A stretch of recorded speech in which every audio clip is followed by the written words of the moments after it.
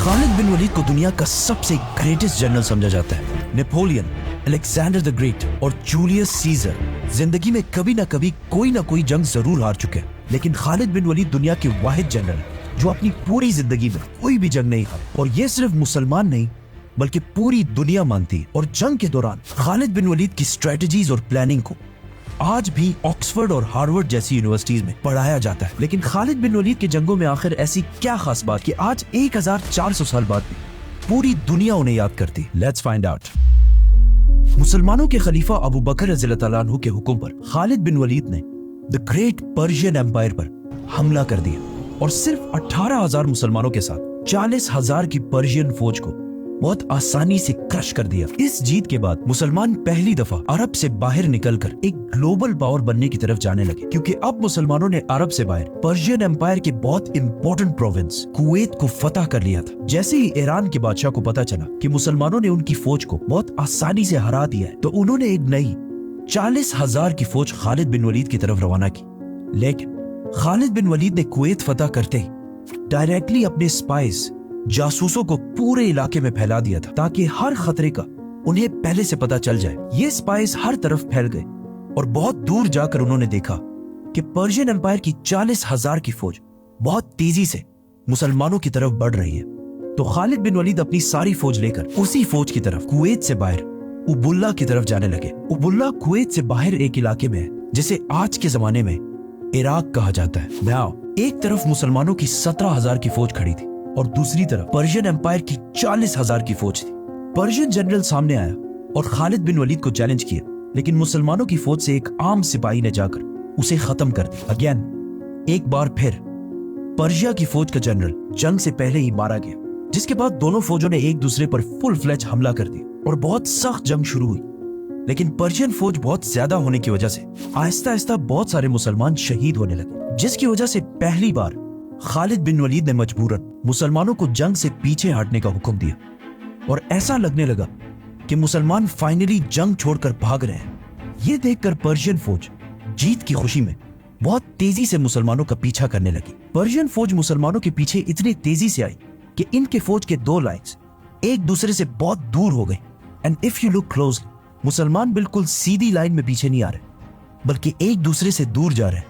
आखिर पर्शियन फौज मुसलमानों का पीछा करते करते एक दूसरे से इतने दूर हो गए कि उनकी आर्मी एक नहीं बल्कि कई छोटे छोटे ग्रुप्स में बंट गई और उनकी फौज के दरमियान दो बड़े गैप्स बन गए। और इसी टाइम का खालिद बिन वलीद इंतजार कर रहे थे। एंड नाउ अचानक खालिद बिन वलीद अपने घुड़सवारों को लेकर इन दो गैप्स से आगे बढ़े और पर्शियन फौज के सेंटर को घेर लिया और आहिस्ता आहिस्ता उन्हें क्रश करने लगे। और फिर इसी तरह बाकी फौज को भी क्रश कर दी। पर्शियन फौज की पिछली लाइन ने देखा कि वो ये जंग हार चुके हैं, तो वो जंग छोड़कर भागने लगे। लेकिन एज वी नो, उनका आर्मर हमेशा बहुत भारी होता था, तो ज्यादा दूर जाने से पहले ही मुसलमान उन तक पहुंच गए और उन्हें भी खत्म कर दी। और इस तरह पर्शियन एम्पायर की एक और बहुत बड़ी फौज खालिद बिन वलीद ने क्रश कर दी। ये जंग कुवैत से बाहर इराक के अंदर हुई। मतलब अब मुसलमान कुवैत को फतह करने के बाद ईरान के दूसरे बड़े प्रोविंस इराक में एंटर हो चुके थे। अब यहां से आगे बढ़ना थोड़ा मुश्किल था, क्योंकि इराक और मदीना एक दूसरे से बहुत दूर थे और इराक में मुसलमानों की फौज को अपने हेडक्वार्टर मदीना से बार बार कम्युनिकेट करने में बहुत मुश्किल हो रही थी। इसीलिए यहां से आगे बढ़ने से पहले खालिद बिन वलीद ने इसी इलाके को अपना नया हेडक्वार्टर बनाया, क्योंकि इस इलाके में पर्शियंस और अरब दोनों आबाद थे और इन सब का ख्याल था कि मुसलमान इन्हें फतह करने के बाद इनके साथ वही करेंगे जो अब तक दुनिया की बाकी सारी एम्पायर्स करती, मतलब लूट, प्लंडर, रेप। लेकिन खालिद बिन वलीद ने अबू बकर रज़ियल्लाहु ताला अन्हु के हुक्म पर इस इलाके की सारी प्रॉपर्टीज उन्हीं लोगों को वापस कर दी और किसी से भी जबरदस्ती कोई भी चीज नहीं छीनी। और बहुत तेजी से इस इलाके में बहुत सारी अदालतें, कोर्ट्स बनाए और इन कोर्ट्स में जजेस बड़े बड़े सहाबा को बनाए, जिसकी वजह से बहुत तेजी से इस इलाके में पहली बार जस्टिस, इंसाफ कायम होने लगा। इसके बाद खालिद बिन वलीद उनके मार्केट्स और बिजनेस की तरफ आए और सबसे कहा कि बिजनेस उसी तरह जारी रखो जिस तरह इससे पहले था। लेकिन आज के बाद यहाँ सूद कोई भी नहीं लेगा। जंग सिर्फ तलवारों से नहीं बल्कि इकोनॉमी से भी लड़ी जाती है। इसीलिए खालिद बिन वलीद ने दोबारा अपनी फौज की इकोनॉमी मजबूत करने के लिए इस इलाके के नॉन मुस्लिम्स पर जिजिया टैक्स लगाया। ये कोई नया टैक्स नहीं था, बल्कि इससे पहले इसी इलाके से पर्शियन एम्पायर भी टैक्स लिया करती थी, लेकिन खालिद बिन वलीद ने जो जिजिया टैक्स लगाया वो उस टैक्स से बहुत कम था जो इससे पहले ईरान लिया करता था। ये सब देखकर वहाँ की लोकल आबादी ने सोचा कि ये तो मुसलमान पर्शियन एम्पायर से बहुत अच्छे हैं, इसीलिए बहुत तेजी से इस इलाके के लोग इस्लाम की तरफ आने लगे और खालिद बिन वलीद की फौज में शामिल होने लगे, जिससे मुसलमानों की फौज दोबारा बढ़ने लगी और जिजिया और ज़कात टैक्स की वजह से मुसलमानों की फौज के पास पैसा भी आने लगा। मतलब आजकल लोगों का ख्याल है कि खालिद बिन वलीद सिर्फ जंग ही लड़ सकते थे, हालांकि खालिद बिन वलीद हमेशा जंग के साथ साथ इन इलाकों की जस्टिस और इकोनॉमी को भी इम्प्रूव करते जाते थे। नाउ मुसलमानों ने कुवैत के साथ साथ इराक के साउथ को भी फतह कर लिया था, जो पर्शियन एम्पायर के लिए दूसरा बहुत बड़ा झटका था। जब पर्शियन बादशाह को एक बार फिर खबर मिली कि उनकी एक और फौज मुसलमानों से बुरी तरह हार चुकी है, तो उन्होंने दोबारा अपनी एम्पायर के नॉर्थ और ईस्ट से 2 नई फौजें मुसलमानों की तरफ रवाना की और उन्हें इस जगह वलाजा में एक साथ मिलकर मुसलमानों को खत्म करने का हुक्म दिया। बट पर्शियन बादशाह हर तरफ से फौज जमा कर रहे हैं सिवाय अपने वेस्टर्न बॉर्डर से, क्योंकि ये बॉर्डर रोमन एम्पायर के साथ टकराता था और ईरान के बादशाह को यह टेंशन भी थी कि कहीं रोमन एम्पायर इस सब का फायदा उठाकर पर्शियन एम्पायर पर हमला ना कर दे।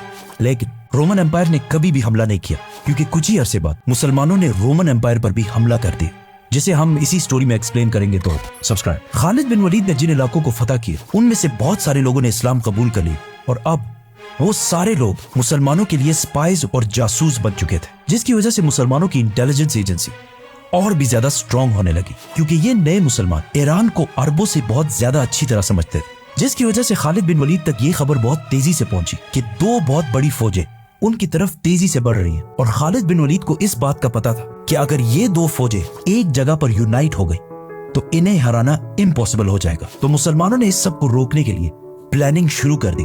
मुसलमानों ने देखा कि ये 2 फौजें जिस इलाके से आ रही हैं वो इलाका बहुत ही ग्रीन और पहाड़ी इलाका है और ये लोग डेजर्ट के बिल्कुल भी आदी नहीं है, इसीलिए मुसलमान अगर डेजर्ट की तरफ से जाएंगे तो वो इनमें से एक फौज तक बहुत तेजी से पहुंच सकते हैं। तो खालिद बिन वलीद अपनी फौज लेकर फुल स्पीड इराक के डेजर्ट को क्रॉस करते हुए पहली फौज के पास वलाजा पहुंचे। मुसलमानों और पर्शियंस की पहली फौज वलाजा में आमने सामने हुई। पर्शियन फौज का जनरल ये देखकर हैरान हो गया कि जितना उसे बताया गया था उससे तो मुसलमानों की फौज बहुत ही कम है। मतलब मुसलमानों में ज्यादा पैदल सोल्जर्स हैं और घोड़े वाले तो बहुत ही कम है, जिसकी वजह से इस फौज में जीतने की काफी होप पैदा हुई। पर्शियन फौज से उनका चैंपियन सामने आया, जिसे उसकी बहुत बड़ी और स्ट्रॉन्ग बॉडी की वजह से पर्शियंस ने फारसी में एक बहुत मशहूर नाम दिया था, 1000 मर्द, जिसका उर्दू और हिंदी में मतलब है 1000 मर्द। खालिद बिन वलीद उस चैंपियन से लड़ने गए और कुछ ही टाइम उसे मार दिया, जिसके बाद दोनों फौजें जंग के लिए तैयार हुई। लेकिन काफी टाइम गुजरने के बाद भी ईरान की आर्मी अपनी जगह पर ही खड़ी रही, क्योंकि वो ज्यादा से ज्यादा टाइम वेस्ट करना चाहते थे ताकि उनकी दूसरी फौज उनकी मदद के लिए पहुंच सके। लेकिन मुसलमानों का प्लान तो ये था कि उन्हें यूनाइट होने से पहले ही खत्म कर दिया जाए। इसीलिए मुसलमानों की फौज बहुत कम होने के बावजूद खालिद बिन वलीद ने उन्हें हमले का हुक्म दिया। मुसलमानों और पर्शियंस की एक बार फिर बहुत सख्त लड़ाई शुरू हुई और बहुत टाइम गुजरने के बाद भी बिल्कुल समझ नहीं आ रही थी कि कौन जंग जीत रहा है। लेकिन अचानक पर्शियन जनरल ने अपनी फौज के लाइंस को बदला और नए फ्रेश लोगों को सामने कर दिया। अब इनसे दोबारा लड़ने की मुसलमानों के पास बिल्कुल ताकत नहीं थी, जिसकी वजह से दोबारा बहुत सारे मुसलमान आहिस्ता आहिस्ता शहीद होने लगे। और ये सब देखकर आखिर खालिद बिन वलीद ने मुसलमानों को पीछे हटने का हुक्म दिया, जिससे मुसलमान अगेन जंग से आहिस्ता आहिस्ता पीछे हटने लगे। लेकिन आखिर इतना पीछे चले गए कि ये फौज बिल्कुल पहाड़ तक पहुंच गई, जहां से और पीछे जाना इम्पॉसिबल था। और आखिर ईरान की पूरी फौज ने मुसलमानों पर हमला कर दिया। लेकिन अगर आप गौर से इसे देखें तो मुसलमान अगेन एक स्ट्रेट लाइन में पीछे नहीं हट रहे, बल्कि सिर्फ मुसलमानों का सेंटर पीछे हट रहा है और मुसलमानों की लेफ्ट और राइट बिल्कुल मजबूती से अपनी जगह पर खड़े हैं, जिससे आहिस्ता आहिस्ता इस जंग में एक गोल सर्कल बन रहा है, जिसका अब तक पर्शियंस को बिल्कुल भी अंदाजा नहीं था। जैसे ही सर्कल कंप्लीट होने लगा और पर्शियंस की सारी फौज इस सर्कल के अंदर एंटर हुई, खालिद बिन वलीद ने इशारा दिया और अचानक पर्शियन फौज के पीछे से 4000 हॉर्समैन घुड़सवार फुल स्पीड पर्शियन फौज के पीछे आने लगे। याद है ईरान के जनरल के जासूसों ने जितना उन्हें बताया था उससे मुसलमान बहुत कम थे, जिस पर वो बहुत खुश था। लेकिन असल में मुसलमान कभी कम थे ही नहीं। खालिद बिन वलीद ने जंग से पहले इन सारों को पर्शियन फौज के पीछे खड़ा किया हुआ था और बहुत देर से ये सब खालिद बिन वलीद के सिर्फ एक इशारे का इंतजार कर रहे थे। इसके बाद मुसलमानों ने पर्शियन फौज को हर तरफ से ऐसे घेर लिया कि कहा जाता है कि एक बंदा भी इस जंग से नहीं भाग सकता। ये कोई पहली दफा नहीं है कि खालिद बिन वलीद ने ये टैक्टिक यूज किया। इससे पहले जंग ओहद में इसी तरीके से उन्होंने मुसलमानों को भी हराया था, जिसमें रसूलुल्लाह सल्लल्लाहु अलैहि वसल्लम ने सहाबा को क्लियरली ऑर्डर्स दिए कि इस पहाड़ से नहीं उतरना। लेकिन जीत की खुशी में जब वो पहाड़ से नीचे उतर गए, खालिद बिन वलीद ने पहाड़ के पीछे से हमला कर दिया और पूरे जंग को बिल्कुल बदल दिया। और अब वही टैक्टिक उन्होंने पर्शियंस के खिलाफ भी यूज की। ईरान की इस फौज को हराने के बाद अब मुसलमान पर्शियन एम्पायर के बॉर्डर से निकलकर उनके सेंटर के करीब होने लगे और इसके कुछ ही अरसे बाद अबू बकर रज़ियल्लाहु तआला अन्हु ने ईरान के साथ साथ रोमन एम्पायर पर भी हमले का हुक्म दिया। रोमन और पर्शियन एम्पायर में मुसलमान इतनी तेजी से आगे बढ़ रहे थे कि इन दोनों एम्पायर्स ने देखा कि अगर ऐसे ही चलता रहा तो बहुत जल्द हम दोनों सुपर पावर्स खत्म हो जाएंगे। तो इसीलिए उन्होंने तारीख में पहली दफा रोमन और पर्शियन एम्पायर अपनी 700 साल पुरानी दुश्मनी खत्म करके मुसलमानों के खिलाफ यूनाइट हो गए। सब्सक्राइब।